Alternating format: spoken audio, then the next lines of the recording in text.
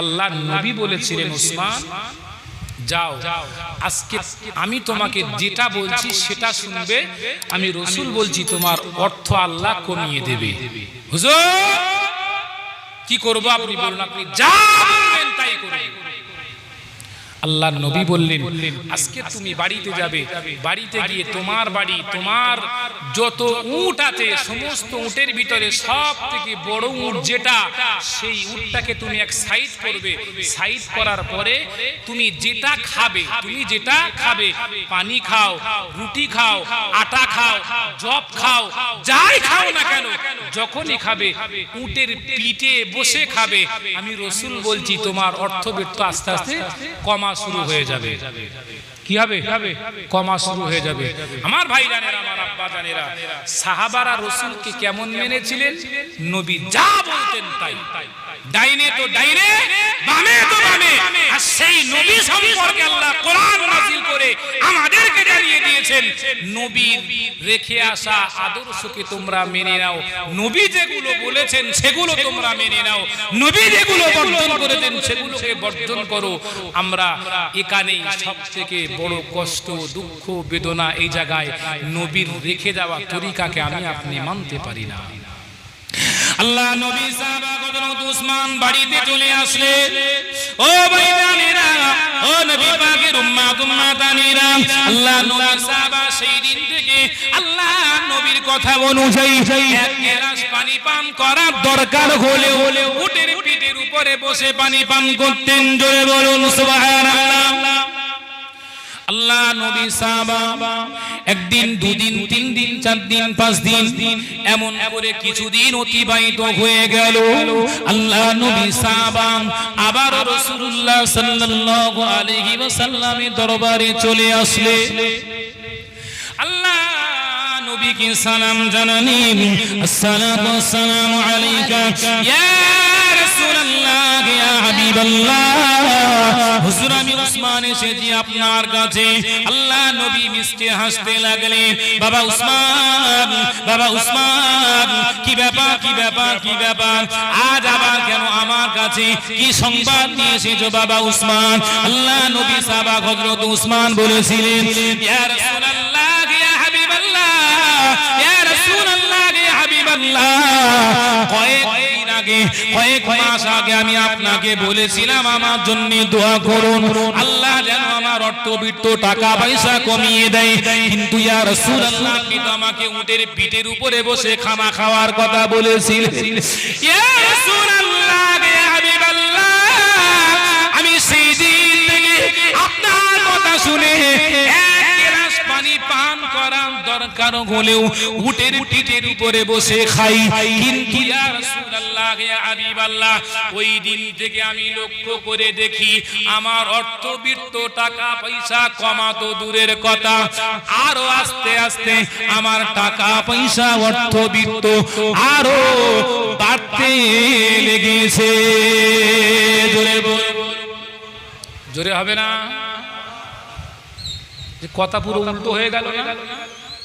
নবী বলেছেন উটের পিঠের উপরে বসে খাও, অর্থবিত্ত কমে যাবে। হযরত ওসমান বলছেন, হুজুর যেদিন আপনি বলেছেন, যেভাবে বলেছেন সেইভাবেই খাওয়া দাওয়া করেছি, কিন্তু সেই দিন থেকে আমি লক্ষ্য করে দেখলাম যে অর্থবিত্ত টাকা পয়সা ধন দৌলত কমা তো দূরের কথা, আরো আস্তে আস্তে বাড়তে লেগেছে, আরো দ্বিগুণ হতে লেগেছে। হুজুর কি ব্যাপার? আল্লাহ নবী, নূরের নবী, রহমাতুল লিল আলামিন বলেছিলেন, বাবা উসমান, ও বাবা উসমান, এই মাত্র আল্লাহর ফেরেশতা জিবরাইল আমাকে জানিয়ে দিয়েছেন, ইয়া রাসূলুল্লাহ, ইয়া হাবিবাল্লাহ, আপনার কাছে আপনার উসমান আসছে, আপনার কাছে আপনার উসমান আসছে। হুজুর আপনি উসমানকে বলে দেবেন আল্লাহ পাক রব্বুল আলামিন আপনার সাহাবা হযরত উসমানের উপরে রাজি খুশি। জোরে বলুন। আল্লাহ নবী বলেছিলেন, বাবা উসমান, হযরত জিবরাইল আমাকে জানিয়ে দিয়েছে, ইয়া রাসূলুল্লাহ, ইয়া হাবিবাল্লাহ, আপনি যেদিন আপনার আপনার উসমানকে বললেন উটের পিঠের উপরে বসে খানা খাওয়ার কথা। ইয়া রাসূলুল্লাহ ইয়া হাবিবাল্লাহ, আপনার সাহাবা উসমান সে জানে উটের পিঠটা কেমন, পাহাড়ের মতো এদোড়ো খেদোড়ো, ওর উপরে ভালোভাবে বসা যায় না। কিন্তু আপনার উসমান আপনাকে এতটা ভালোবাসে, আপনাকে এতটা মহব্বত করে, আপনাকে এতটা পিয়ার করে, আপনার কথাকে মান্যতা দেওয়ার জন্য যত কষ্ট হোক না কেন উটের পিঠের উপরে বসে খানা খেয়েছে। আল্লাহ নবী বলেছিলেন বাবা উসমান, ও বাবা উসমান, আমি রাসূলুল্লাহ তো তোমাকে বলেছিলাম উটের পিঠের উপরে বসে খানা খাবে, কারণ হলো উটের পিঠটা বড় এদোড়ো খেদোড়ো, উটের পিঠের উপরে ভালোভাবে বসা যায় না, ভালোভাবে কিছু করা যায় না। ও বাবা উসমান, আমি রাসূলুল্লাহ তো এই কারণে বলেছিলাম উটের পিঠের উপরে বসে খানা খাবে, আর ওই খানা জমিনে পড়ে যাবে, তুমি আর নেবে না।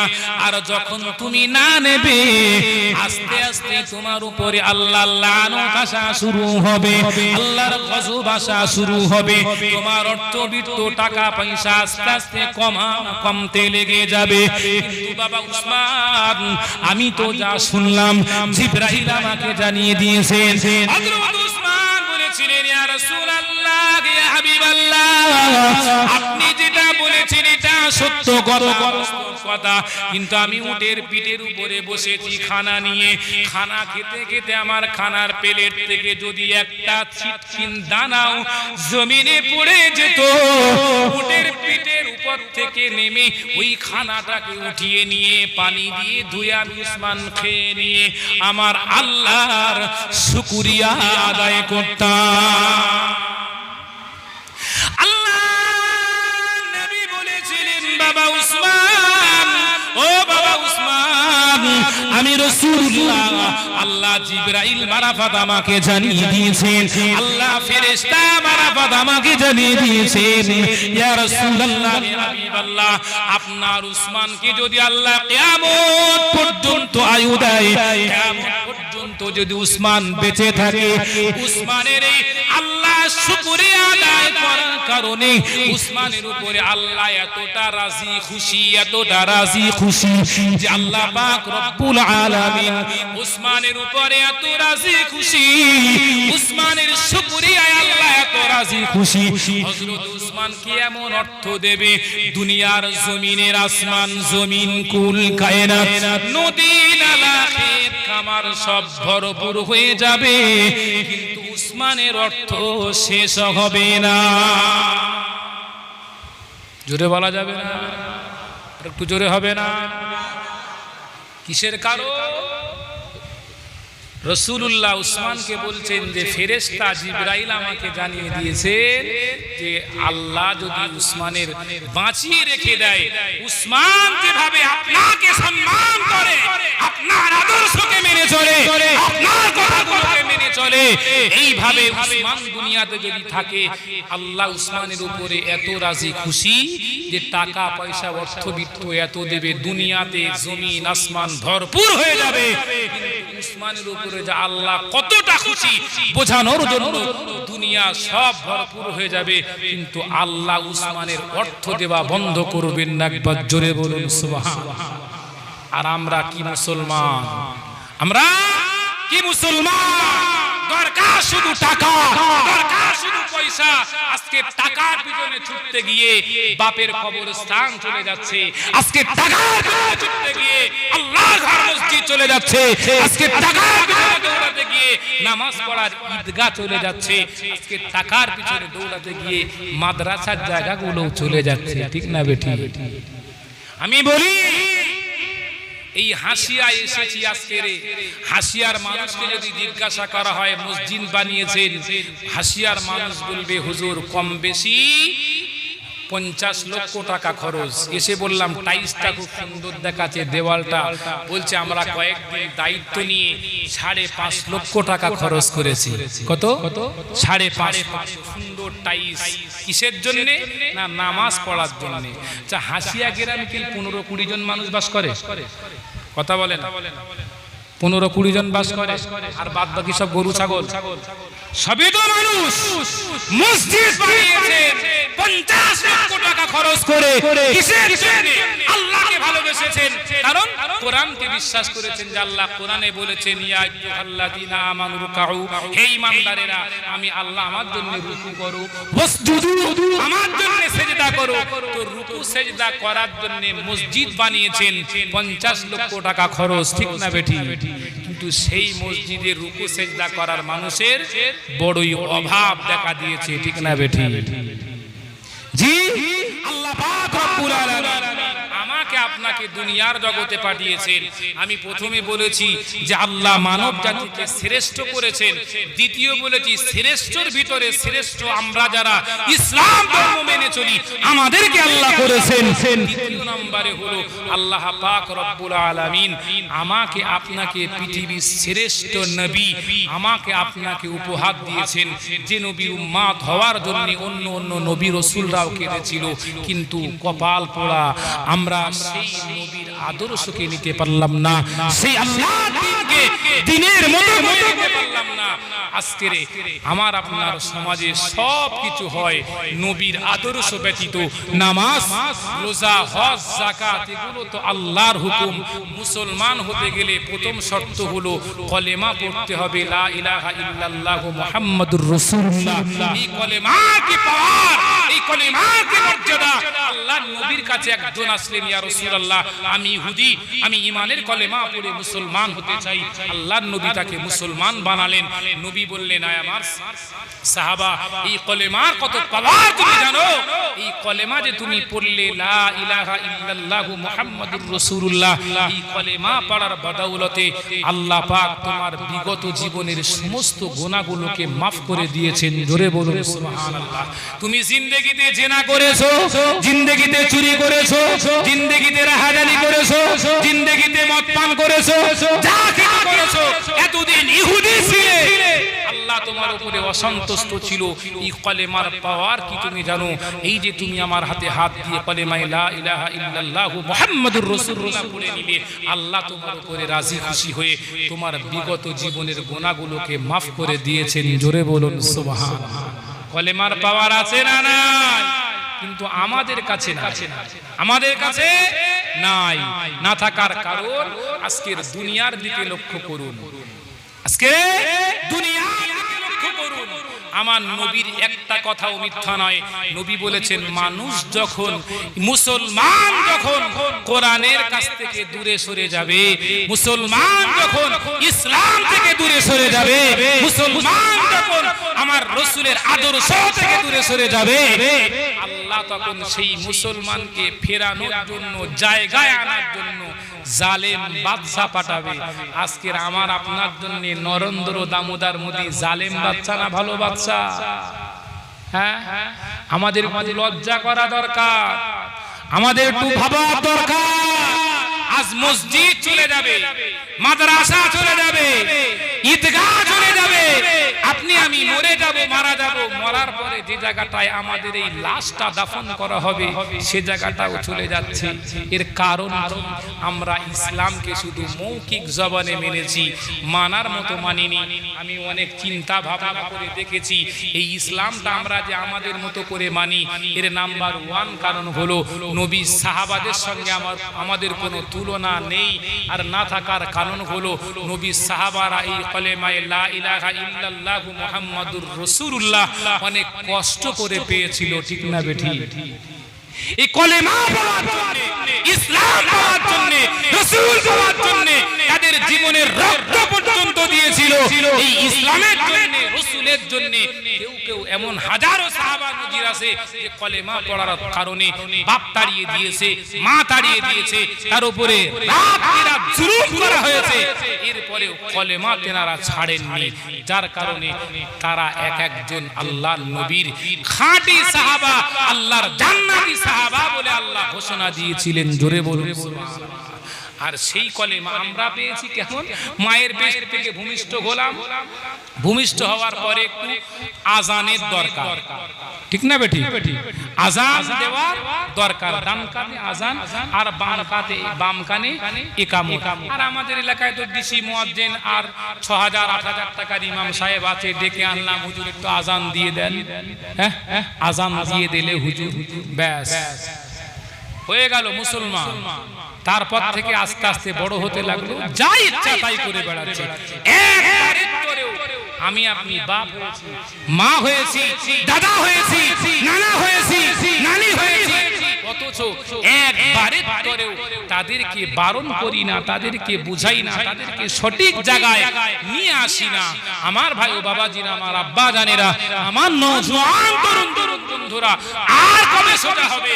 আল্লাহ পাক রব্বুল আলামিন কোরআনুল কারীমের ভিতরে বলেছেন, ইয়া আইয়ুহাল্লাযীনা আমানু, হে ঈমানদারেরা, হে ঈমানওয়ালা, উদখুলু, দাখিল হও ফিস সিলমি কাফা, পূর্ণাঙ্গ রূপে ইসলামের ভিতরে। জোরে বলুন সুবহানাল্লাহ। তাকবীর দেন, নারায়ে তাকবীর, নারায়ে তাকবীর। জনাব মাওলানা সাহেব হুজুর কেবলা, নারায়ে তাকবীর। আমার ভাই জানেরা, আমার আব্বা জানেরা, আমার আম্মা জানেরা, আমরা এতক্ষণ যার পথ পানে চেয়ে বসে আছি, হুজুর আমাদের কাছে এসে গিয়েছেন, তশরিফ নিয়ে আসবেন। আমি আপনাদের কাছে দুই এক কথা বলছিলাম, একটু ভাব, আজকের এই মাহফিল হচ্ছে, আজকের এই জলসা হচ্ছে, এই জলসা ঘষে দেন না ইসলাম মুসলমানদের। কথা বলে, কথা বলে না মুসলমানদের। হাসিয়ায় কি কয়েকজন মুসলমান বাস করে? হ্যাঁ, আর সব কোথায়? আজকে আমাদের মসজিদ যে নিয়ে নিচ্ছে সরকার, আমি টুকটাক ছুঁয়ে পড়ে পড়ে চিন্তা করি, সরকার নরেন্দ্র দামোদর মোদী চিন্তা করলো, ওরা তো আমাদের মতো মানুষ নয়, ওরা ইন্টারন্যাশনাল খেলোয়াড়, সব জায়গা থেকে খবর পায়। আর মুসলমানদের কিছু দালাল আছে, তারা খবরটা ওর কাছে পৌঁছে দেয়, ঠিক না বেঠি? দামোদর মোদীর খবর নিয়ে দেখছে যে ওরা ৫০ লাখ টাকা খরচ করে মসজিদ বানিয়েছে, কিন্তু ৫০ জনা মুসল্লি হয় না। ওটা যদি আমরা নিয়ে নেই, কেউ কিছু বলবে, ঠিক না বেটি? হ্যাঁ, একবার বোঝার দরকার আছে না? হ্যাঁ, ঈদগাহ বানিয়ে রেখেছে, বছরে একবার করে ঈদগাহে নামাজ পড়ে, ওই ঈদগাহে গিয়ে মারপিটও করে, ঝামেলাও করে। যদি ৮টা ৫-এ নামাজ হওয়ার কথা, যদি ১ মিনিট দেরি হয়, মারপিট শুরু হয়। সেই জাতি তো আমরা। কথা বলেন না কেন? হ্যাঁ, মসজিদে আসি, শান্তিপ্রিয় মসজিদ। জুমার দিনে যদিও মসজিদে আসি, জুমার দিনে যদিও মসজিদে আসি, জুমার নামাজ হয় না। আপনি বলবেন কেমন? ফরজ নামাজ, ইমাম সাহেব আসসালামু আলাইকুম ওয়া রাহমাতুল্লাহ, আসসালামু আলাইকুম ওয়া রাহমাতুল্লাহ, আল্লাহুম্মা আমিন। আমাদের সবার ছুটি, খিদে লাগে, ঠিক না? আর বাকি নামাজগুলো কে পড়বে? কথা বলে, বাকি নামাজগুলো পড়বে কে? মুজাদ্দিদ জামান পীর আবু বকর, যাকে অনুকরণ করে আমরা চলি। মুজাদ্দিদ জামান বলেছেন, যদি কোনো মুসলমান ৪ জুমা আখিরি জোহর না পড়ে, কজুমা? কথা বলে না। ৪ জুমা যদি আখিরি জোহর না পড়ে, সে মুসলমান থাকবে না। আচ্ছা, তাহলে আমরা কি একটু হিসাব করে দেখা যাক, ৪ জুমা যদি কেউ আখিরি জোহর না পড়ে, মুসলমান থাকবে না। এইবার আমি আপনাদেরকে জিজ্ঞাসা করি, মুজাদ্দিদ জামান বড় না রাসূলুল্লাহ বড়? রাসূলুল্লাহ বড়। ভালোই বুঝেছেন আপনারা। রাসূল যদি বড় হয়ে থাকে, এই জুমার নামাজ ৪ রাকাত ফরজের পরে ৪ রাকাত বাদাল জুমা আছে না নাই? হ্যাঁ, এই ৪ রাকাত বাদাল জুমা পড়া সুন্নাত, ঠিক না বেটি? হ্যাঁ, ও সুন্নাতটাও তো পড়ি না আমরা। আমরা মুসলমান আছি বলে মনে হয়। কথা বলে, ১ কোটি টাকার মসজিদ বানিয়ে যদি জুমার নামাজটাও না হয়, এমন মুসলমান ঘাসে গলায় দিয়ে মরে যাওয়ার দরকার। বড় আফসোস লাগে আজকে সমাজের ভিতরে আমরা নিজেকে মুসলমান ইমানদার বলে দাবি করি, অথচ আমাদের রাসূলের আদর্শ নাই, রাসূলের ভালোবাসা নাই। অন্তরে রাসূলের মহব্বত কতটুকু আছে আল্লাহই বেহতার মালুম। আজ যদি অন্তরে রাসূলের মহব্বত থাকতো, রাসূলের ভালোবাসা থাকতো, আজ যদি অন্তরে নবীর প্রেম থাকতো, তাহলে আমি আপনি নামাজ পড়ে আল্লাহর কাছে দোয়া চাইলেও আল্লাহ পাক আমার আপনার দোয়াকে ফিরিয়ে দিতেন না। জোরে বলুন সুবহান। আমার জাতিকে, আমার কওমকে এখনো এতটুকু শিক্ষা আমরা দিতে পারিনি যে সুবহানাল্লাহ কোথায় বলতে হয়, সুবহানাল্লাহ বললে কতটা নেকি হয়, কি অবস্থায় বললে নেকি হয়, এতটুকু জ্ঞান আমরা অর্জন করতে পারিনি। আর নামাজের কথা তো ছাড়ুন, নামাজের রুকুতে গিয়ে কি পড়তে হয়, সেজদায় গিয়ে কি পড়তে হয়, রুকুর তাসবিহ কি, সেজদার তাসবিহ কি, কোরআন না পড়লে নামাজ হয় না। সেই কোরআন 95% মুসলমান আমরা জানি না। আমরা কিছু মানুষ যদিও নামাজ পড়ি, মসজিদে একদিন ইমাম না থাকলে নামাজ পড়ানোর ক্ষমতা কারো হয় না। তার মানে বুঝে নিতে হবে যে বেটারা কতটা জ্ঞান অর্জন করেছে, ঠিক না বেঠিক? জি, আল্লাহ পাক আমাকে আপনাকে দুনিয়ার জগতে পাঠিয়েছেন, এমন একজন নবীর উম্মাহ করে দুনিয়াতে পাঠিয়েছেন যে নবীর আদর্শে আদর্শিত হলে দুনিয়া এবং আখিরাত আল্লাহ কামিয়াবি দেবেন। সেই নবীর উম্মাহ করে আল্লাহ আমাকে আপনাকে পাঠিয়েছেন। জোরে বলুন সুবহানাল্লাহ। একটু মুহাব্বতে দরুদ শরীফ আল্লাহুম্মা